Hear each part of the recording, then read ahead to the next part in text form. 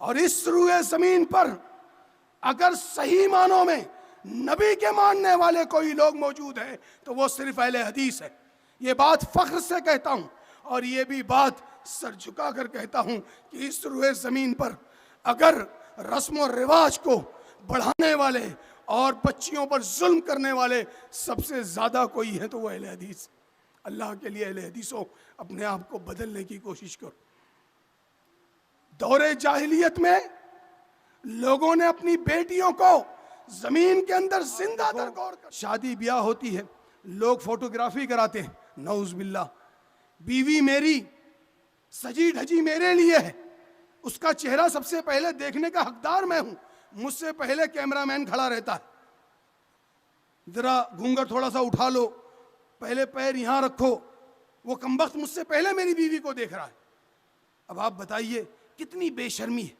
ہم دیوس نہیں ہیں، ہم جنت میں جانا چاہتے ہیں. ہمارا عالم یہ ہے کہ ہماری بیویوں کو غیر ہم سے پہلے دیکھ رہے ہیں. بسم اللہ الحمدللہ نحمده ونستعینه ونستغفره ونؤمن به ونتوکل علیہ ونعوذ باللہ من شرور انفسنا ومن سیئات اعمالنا من يهده الله فلا مضل له ومن يضلله فلا هادي له أشهد أن لا إله إلا الله وأشهد أن محمدا عبده ورسوله أما بعد فإن خير الحديث كتاب الله وخير الهدي هدي محمد صلى الله عليه وسلم وشر الأمور محدثاتها وكل محدثة بدعة وكل بدعة ضلالة وكل ضلالة في النار. قال الله تعالى في القرآن المجيد أعوذ بالله من الشيطان الرجيم ومن آياته أن خلق لكم من أنفسكم أزواجا لتسكنوا إليها وجعل بينكم مودة ورحمة. وقال في موضع آخر كنتم خير أمة أخرجت للناس تأمرون بالمعروف وتنهون عن المنكر وتؤمنون بالله. تمام قسم کی تعریفات و توصیفات اس وحدہ لا شریک خالق کائنات مالک ارض و سما کے لیے لائق و زیبا ہو، جس نے ہمیں اشرف المخلوقات بنا کر اس روئے زمین پر بھیجا، اور لاکھوں کروڑوں درود و سلام ہو اس ہستی اقدس و مقدس پر جس کا نام نامی اسم گرامی جناب محمد رسول اللہ صلی اللہ علیہ وسلم ہے. یہ وہ ذات مقدسہ و مطہرہ و مبارکہ ہے جس نے زندگی کے تمام شعبوں میں کیسے عمل کرنا ہے اور کیسے زندگی گزارنا ہے ہر چیز ہمیں بتائی ہے.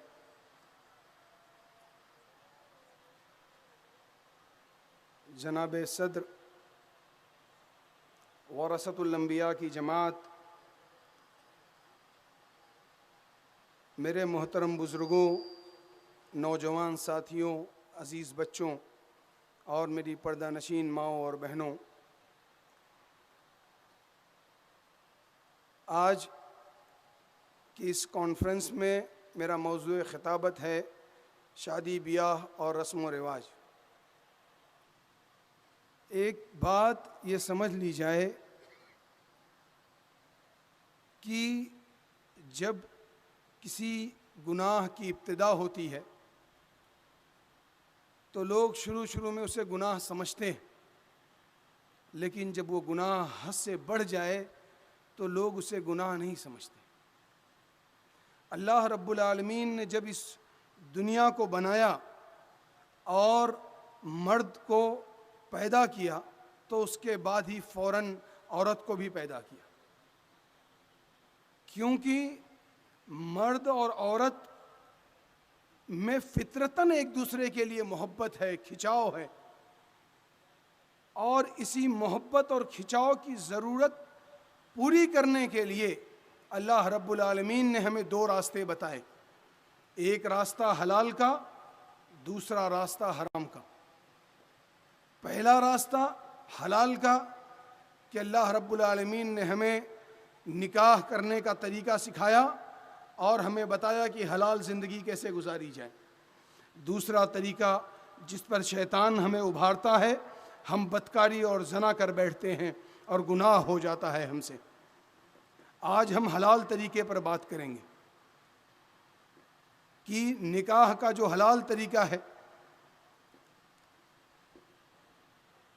دنیا میں جتنی امتیں آئیں سب میں نکاح کا طریقہ رہا، سارے لوگوں نے نکاح کیا ہے۔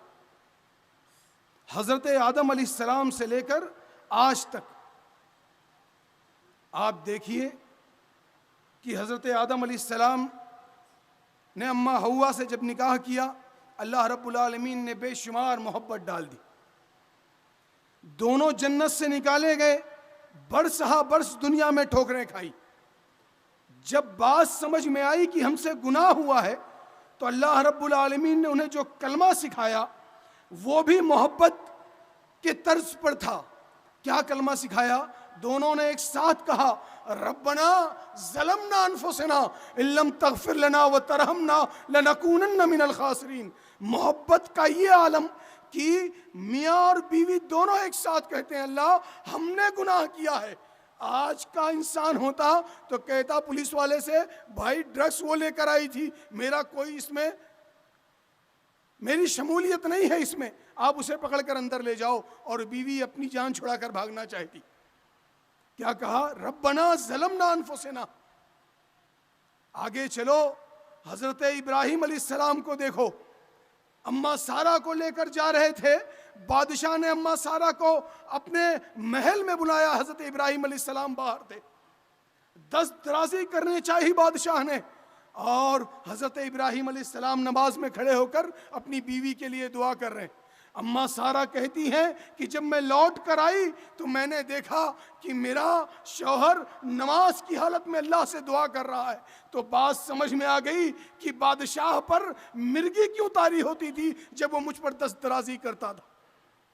آپ دیکھو حضرت موسیٰ علیہ السلام کو، اپنی بیوی کو لے کر مدین سے آ رہے ہیں، راستے میں انہیں آگ دکھائی دی، اپنی بیوی سے کہا میری بیوی یہیں کھڑی رہو، میں پہاڑ پر جاتا ہوں اور آگ لے کر آتا ہوں، اگر آپ میرے ساتھ چلو گی تو آپ کے پیر تھک جائیں گے، آپ بیمار ہو سکتی ہو۔ دنیا کو جانے دو، کائنات کے امام جناب محمد رسول اللہ صلی اللہ علیہ وسلم کو دیکھو۔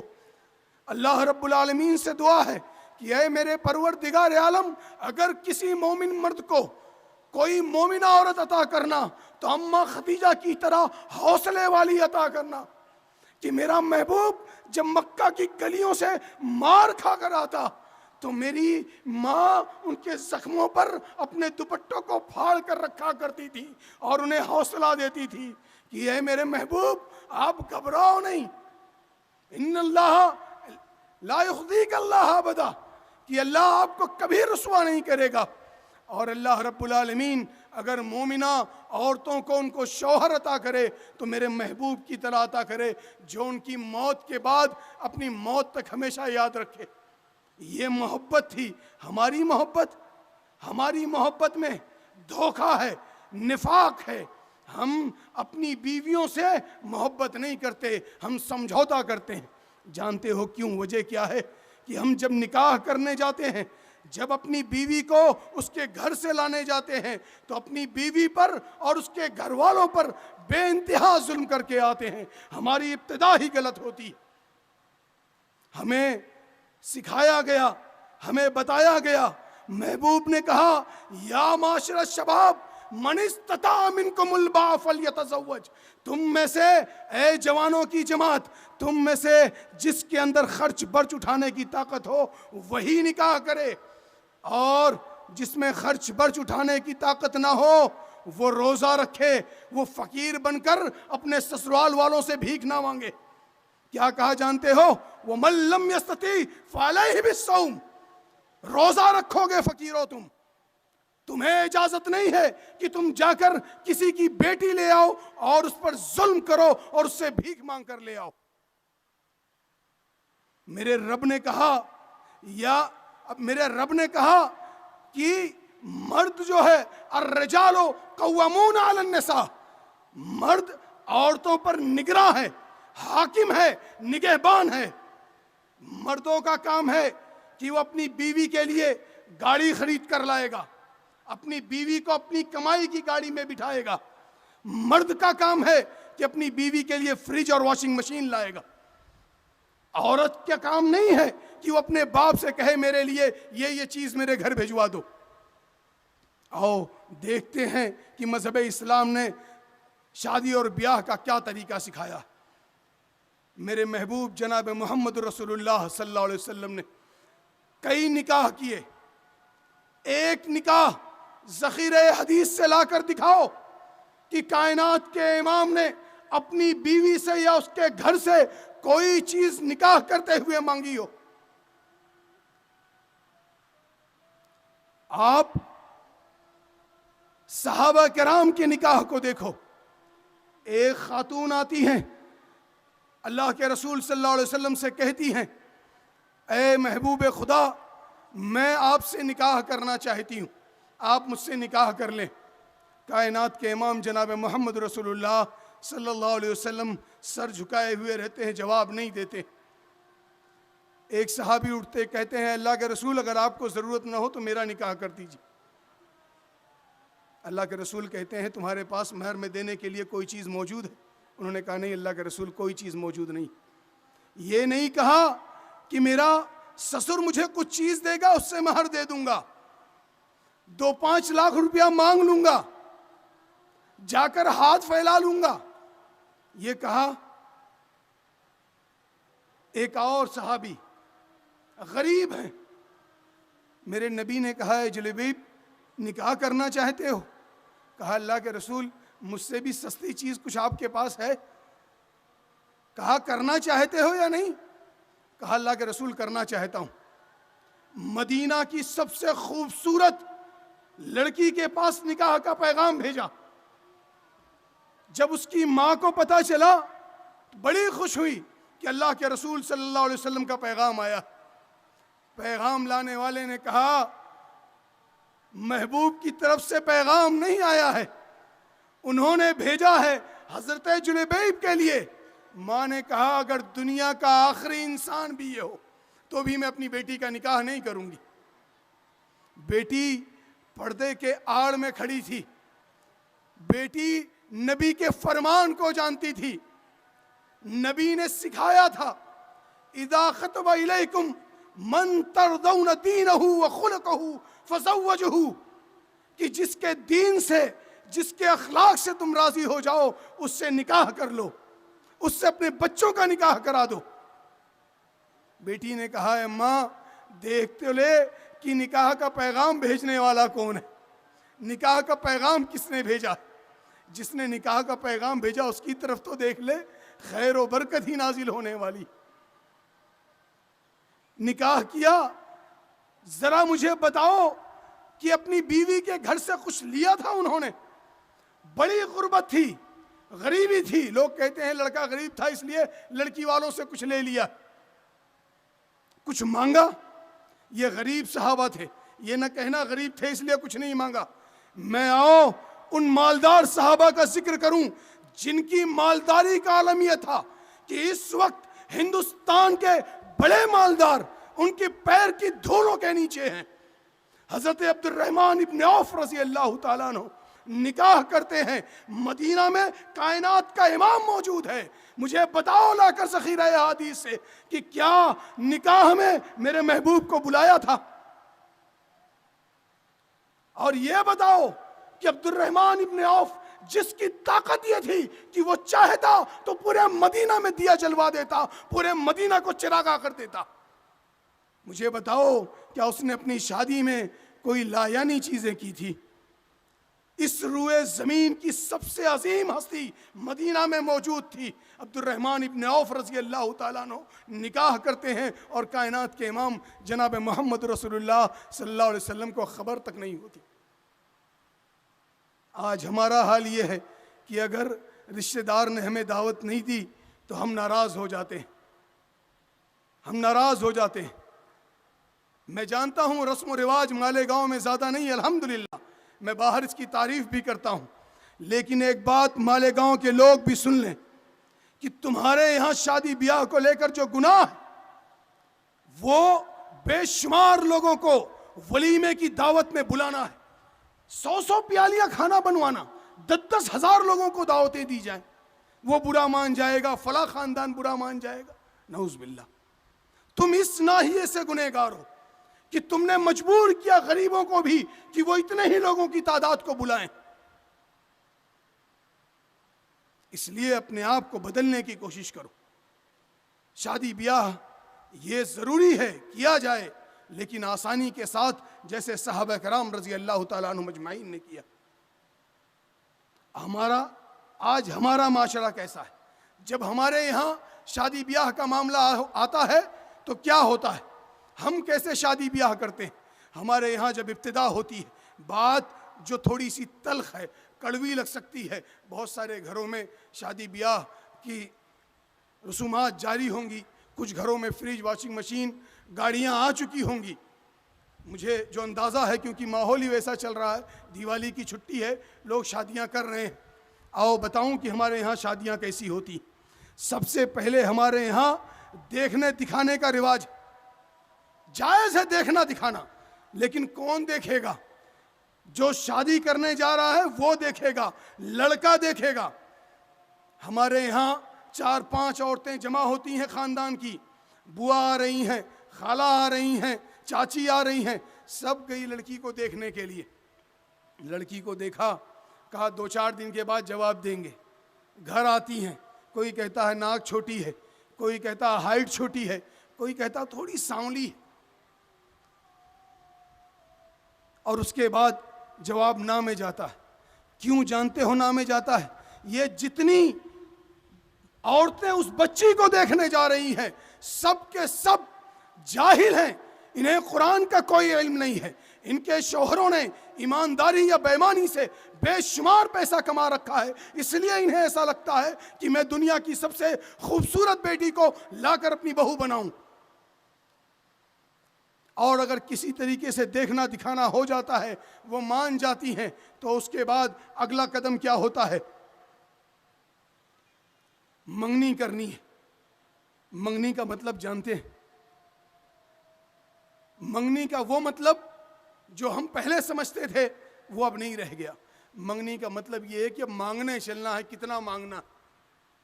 جب جانے لگتے ہیں تو لڑکے کی ماں کہتی ہے میرے دامادوں کو بلا لو، وہ بھی ساتھ میں چلیں گے، کیونکہ لڑکی کا باپ 5-5 ہزار کا لفافہ تو دے گا، دامادوں کا حصہ لگ جائے۔ اگر کہیں شوہر نے کہہ دیا کہ ارے رہنے دو، 2-4 لوگ جا کر آ جائیں گے، ہو جائے گا، تو پھر شوہر کی بھی خیریت نہیں ہے، بیچارہ ڈرتا رہتا ہے، کیا کرے، اس کی بھی غلطی نہیں ہے، وہ تو اپنے سکبر کام کرتا ہے، کوشش کرتا ہے، لیکن عورتوں کے سامنے کسی کی چلتی، کسی کی نہیں۔ پھر اس کے بعد ماموں آ رہے ہیں، خالہ آ رہے ہیں، چوروں کی پوری ٹولیاں جمع ہوتی ہے، سب ایک ساتھ 30-40 کی تعداد میں جاتے ہیں۔ ابھی میں نے سنا اس چھٹی میں کہ ایک آدمی مسلمان، اور افسوس بے شمار، سخنہائے گفتنی، اتنے بھی گرے ہوئے اہل حدیث ہو سکتے ہیں، نعوذ باللہ۔ اس نے فخر سے کہا میں نے 20 لاکھ روپیہ اپنے بیٹے کی منگنی میں خرچ کیا ہے۔ یہ اہل حدیثوں کا عالم ہے، جن کے مدارس بند ہو رہے ہیں، جن کے پاس ایک اسکول نہیں ہے، جن کے پورے شہر میں ایک یونیورسٹی نہیں ہے، جن کے پاس خود کا ایک ہاسپٹل نہیں ہے۔ آج بوہرا فرقے کو دیکھو، پورے بمبئی میں صرف 1 لاکھ لوگ ہیں، خود کے کالج ہے، خود کا ہاسپٹل سیفی ہاسپٹل ہے۔ اسماعیلیہ کو دیکھو، 75,000 لوگ بمبئی میں ہیں، خود کا ہاسپٹل ہے، خود کا اسکول ہے، خود کا کالج ہے۔ آپ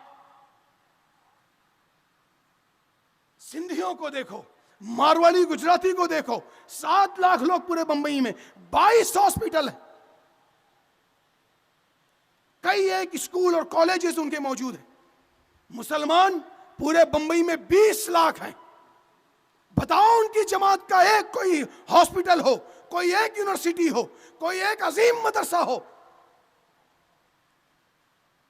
میں پورے مسلمانوں کو یہ آواز دے رہا ہوں, رو اپنے ان حرکتوں پر کہ تمہاری شادیوں میں جانے کے بعد غیر مسلم کہتا ہے کہ مسلمانوں کے پاس بے شمار پیسہ ہے, اور اسی مسلمان کا, اسی کافر کا, اسی ہندو کا تجزیہ آتا ہے کہ اس روئے زمین پر سب سے ان پڑھ قوم اگر کوئی ہے ہندوستان کی سرزمین پر تو مسلمانوں کی قوم ہے. سب سے گرے ہوئے اور ان پڑھ لوگ مسلمان. اپنی منگنی میں ہم بے شمار پیسہ خرچ کرتے ہیں, اور اس کے بعد یہ جو داماد, چاچا, خالو یہ گئے ہوئے ہوتے ہیں, منگنی ہوتی ہے, بات چیت طے ہو جاتی کیا لینا کیا نہیں لینا. اس کے بعد لڑکی کا باپ مجبور ہوتا ہے 5,000 7,000 10,000 جیسا رتبہ ہوتا ہے لفافے بنا کر رکھتا ہے. پھر جب نکلنے لگتے ہیں تو لڑکے والوں کو لفافہ دھیرے دھیرے دیتا ہے. یہ سب چور اور ڈاکو ان لفافوں کو دھیرے سے ہاتھ میں لے کر جیب میں ڈال لیتے ہیں اور کہتے ہیں تحفے میں ملا ہے. مجھے بھی بتاؤ یہ تحفہ کیسے ہو سکتا ہے؟ جاؤ, تم اپنے آپ کو اہل حدیث کہتے ہو, تم کہتے ہو نا کہ تمہارا ہر کام منہج پر ہے, تم نبی کے طریقے پر ہو. پوری ذخیرہ احادیث سے ایک حدیث لا کر دکھاؤ کہ میرے نبی نے, صحابہ نے, تابعین نے, تبع تابعین نے, ائمہ نے, کسی نے بھی لڑکی کے گھر والوں سے مال وصول کیا ہو نکاح کرنے کے لیے. اپنے آپ کو اہل حدیث کہتے ہو. اور سنو, سینہ ٹھوک کر کہتا ہوں, نہ میں نے لیا ہے نہ میرے خاندانوں نے لیا ہے, اور یہ بھی بتاؤں وہی بات کہتا ہوں جس پر عمل کر کر آتا ہوں. یہ بات جان لو, الحمدللہ اس قوم کا بچہ ہوں جس قوم نے کبھی جھوٹ بولنا نہیں سیکھا ہے.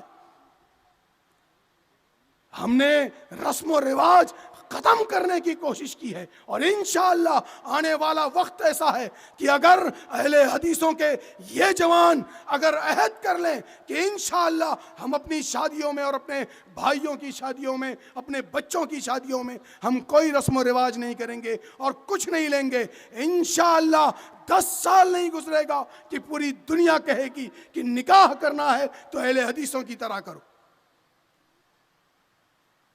منگنی کرتے ہیں, اور منگنی کے بعد جب منگنی ہو جاتی ہے تو ہلدی کی رسم, ہلدی کی رسم, پھر مہندی کی رسم, پھر اس کے بعد ڈاکوؤں کا پھر ایک ٹولہ جمع ہوتا ہے بارات کی شکل میں. کئی سو لوگ بارات جا رہے ہیں. اوے مذہب اسلام کو سمجھ جاؤ مسلمانوں, کھجور لڑکے والا, چھوہارا لڑکے والا لے کر آئے گا. لڑکی کے باپ پر ایک ذرہ برابر بوجھ نہیں آنا چاہیے, لیکن ہم نے پہلے سے لسٹ دے دی, ہم بارات میں اتنے لوگ آئیں گے, کھانا ایسا بننا چاہیے, ہم چودھری ہیں, ہم خان ہیں, ہم یہ ہیں, ہم وہ ہیں, ہمارے شایان شان ہمارا انتظام ہونا چاہیے. مہاراشٹر میں تو الحمدللہ پھر بھی کم ہے. جو ہمارے سدھارتھ نگر کے لوگ ہیں, یو پی بستی اور گونڈا کے ہیں, ان کے یہاں جا کر دیکھو, نعوذ باللہ شرم آتی. کسی شادی میں چلے جاؤ تو ایسا دل بولتا ہے جلدی سے باہر نکل جاؤ ورنہ اللہ کا عذاب آ جائے گا, ایسا عالم. پھر لسٹ دی جاتی ہے, ایک اسکارپیو, BMW, مرسڈیز یا اپنی طاقت کے مطابق کچھ بھی. موٹر سائیکل نہیں مانگتے, کہتے موٹر سائیکل تو وہ مانگتا ہے جو فقیر ہوتا, جس کے کچھ نہیں ہوتا. اور اپنی بیٹی کو دینے کی باری آتی ہے تو پورے شہر میں ہنگامہ کر دیتے. پھر باراتوں میں کئی 100 لوگوں کو لے جانا, اور یہ سب بھی بارات میں جاتے ہیں. ہمیں لڑکے والے نے کہا چلنے کے لیے, سمجھ لو تم سب کے سب چور اور ڈاکو, تم نے ڈاکہ ڈالا ہے میرے نبی کی نبوت اور رسالت پر. ایک بات جان لو, جس طریقے سے اللہ کی الوہیت میں, اس کی ربوبیت میں, اس کے اسماء و صفات میں کسی طریقے کا کوئی بھی, کسی طریقے کی کوئی بھی آمیزی شرک ہے, اسی طریقے سے نبی کی نبوت میں, اس کی رسالت میں, اس کی امامت میں, اس کی بات میں کوئی بھی چیز ملا لینا اپنی طرف سے, یہ بھی شرک ہے. اور اس روئے زمین پر اگر صحیح معنوں میں نبی کے ماننے والے کوئی لوگ موجود ہیں تو وہ صرف اہل حدیث ہے.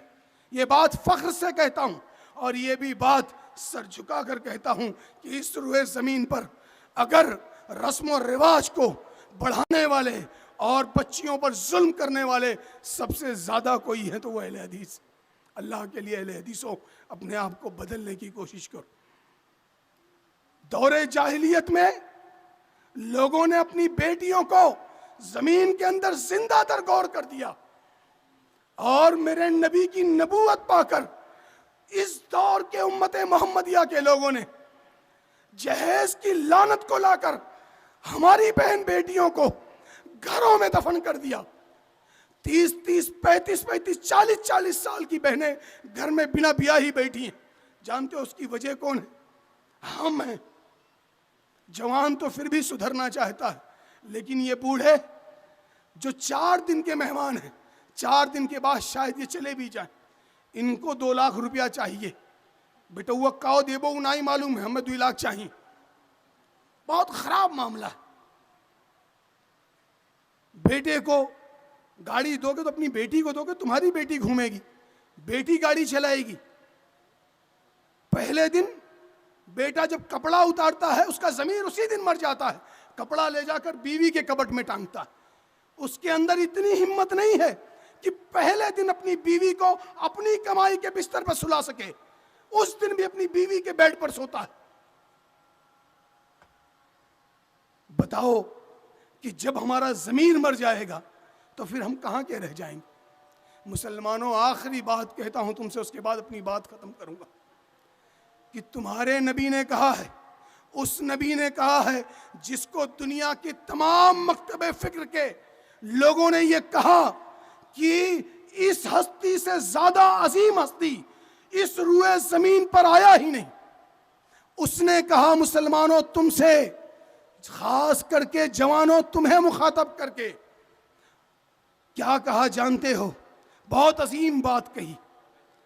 اور اگر تم نے اس نبی کی بات کو ڈاؤن فال کی طرف ڈال دیا تو یہ بات یہ جان لینا کہ اگر تم نے اس کو ڈاؤن کیا تو تمہارا پورا دین برباد ہو جائے گا, تم ڈاؤن فال کی طرف چلے جاؤ گے. اس نے تم سے کہا یا معاشر الشباب من استطاع منکم الباء فلیتزوج, اگر تم میں طاقت ہے اپنی بیوی کو جلانے اور کھلانے کی تو نکاح کرنا, اور اگر من لم یستطع فعلیہ بالصوم, تم میں جس میں طاقت نہیں ہوگی, جو فقیر ہوگا, بھیک مانگنا چاہتا ہوگا اپنی بیوی کے گھر والوں سے, اللہ کے لیے وہ مسلمانوں کو بدنام نہ کرے, مسجدوں کے باہر کھڑے ہو کر وہ لوگوں سے بھیک مانگ لے. اس سے کہا کہ تم روزہ رکھو گے کیونکہ یہ تمہارے لیے ڈھال ہے, تم مسلمانوں کو بدنام نہ کرو. آج ہم جہیز مانگتے ہیں اور لڑکی کا باپ مجبور ہو کر 1 لاکھ 2 لاکھ 5 لاکھ 10 لاکھ 20 لاکھ اپنی طاقت کے مطابق جہیز دیتا بھی ہے. اب جہیز دینے کے بعد بیٹی کے باپ کا انتقال ہو گیا, اب بھائی کی باری آئی کہ اب بھائی کو وراثت دینی ہے. بھائی وراثت میں حصہ کہاں سے دے پائے گا؟ وہ پہلے سے قرض میں ڈوبا ہوا ہے. باپ نے جو 20 لاکھ روپیہ قرض میں لیا تھا وہی ادا کرنا اس کے لیے مشکل ہے. اب وہ اپنی بہن کو وراثت میں حصہ کہاں سے دے؟ تم نے 2 نظام خراب کیا مذہب اسلام کا.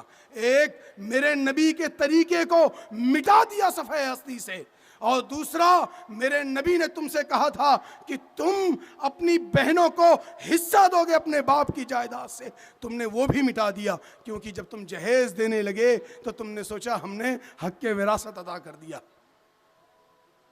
حق وراثت بلا دیے ادا نہیں ہو سکتا ہے مسلمانوں. اس لیے اللہ کے لیے اپنی بہنوں کو اپنے باپ کے حق سے حق وراثت دے دو, اور ان گناہوں سے بچو, ان خرافات سے بچو, بیجا رسم و رواج سے بچو. آج ہم کہتے ہیں ہماری بیٹیاں غیروں کے ساتھ بھاگ رہی ہیں, غیروں کے ساتھ نکاح کر رہی ہیں. میں نے کہیں کسی تجزیے میں پڑھا تھا کہ تقریباً جنگ آزادی کے بعد سے 40 لاکھ لڑکیوں نے اپنے مذہب کو تبدیل کیا ہے. 40 لاکھ لڑکیوں نے. جانتے ہو کیوں تبدیل کیا ہے؟ تم بیجا رسم و رواج کرتے ہو. ہلدی کی رسم ہے, دوست کو ساتھ میں لیے چلے گئے لڑکیوں کے بیچ میں. جب وہ تمہارے ساتھ گیا تو تمہاری بہن پر ڈورا ڈالنے لگا. اس نے تمہاری بہن کو دیکھا, تمہاری بہن نے اسے دیکھا, شیطان نے بہکایا اور اس کے بعد وہ دونوں گھر سے بھاگ گئے. اب تم کہتے ہو میری بیٹی غیر کے ساتھ بھاگ گئی. تم خود لے کر آتے ہو اپنے گھروں میں, کیونکہ تم نے ان بیجا رسومات کو اپنے گھر میں داخل ہونے کی جگہ دے دی. اگر تم اس سے بچو گے, تمہاری بیٹیاں بچیں گی, تمہاری آنے والی نسلیں بچیں گی. اس لیے بیجا رسومات سے بچو اور اپنے آپ کو بچاؤ. آپ دیکھو شادی بیاہ ہوتی ہے, لوگ فوٹوگرافی کراتے ہیں, نعوذ باللہ. بیوی میری سجی دھجی میرے لیے ہے, اس کا چہرہ سب سے پہلے دیکھنے کا حقدار میں ہوں. مجھ سے پہلے کیمرہ مین کھڑا رہتا ہے, ذرا گھونگھر تھوڑا سا اٹھا لو, پہلے پیر یہاں رکھو. وہ کمبخت مجھ سے پہلے میری بیوی کو دیکھ رہا ہے. اب آپ بتائیے کتنی بے شرمی ہے. ہم دیوس نہیں ہیں, ہم جنت میں جانا چاہتے ہیں. ہمارا عالم یہ ہے کہ ہماری بیویوں کو غیر ہم سے پہلے دیکھ رہے ہیں. اس لیے اللہ کے لیے ان ساری خرافات اور رسم و رواج سے بچو, اپنے آپ کو بچاؤ.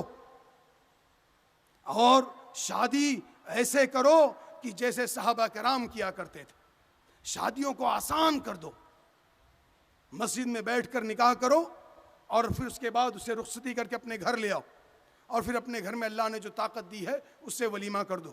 اور رہی بات ولیمے کی بات ہے, تھوڑا سا وقت بچا ہے, ولیمے کی بھی بات کہہ دوں.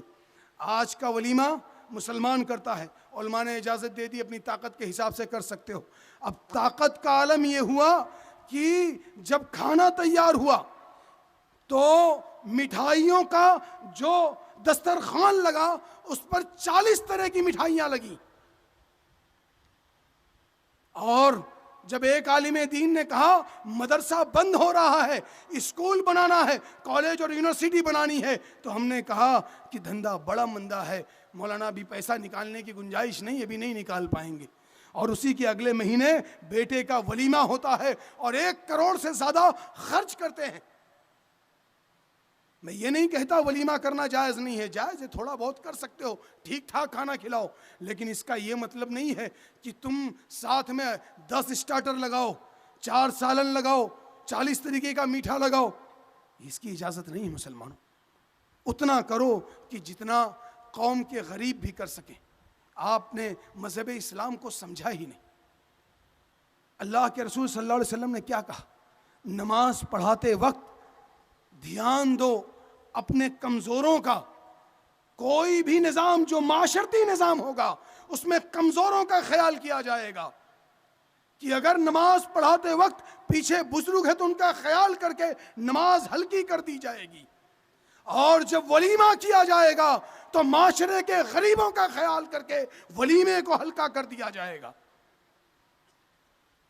اللہ نے پیسہ دیا ہے تو بیجا اسراف نہ کرو مسلمان, نکاح کرو. تم دیکھو کرسچن لوگوں نے, پادریوں نے آج بھی اپنے رسم کو باقی رکھا کہ کوئی بھی ہوگا اسے نکاح کرنے کے لیے چرچ آنا پڑے گا.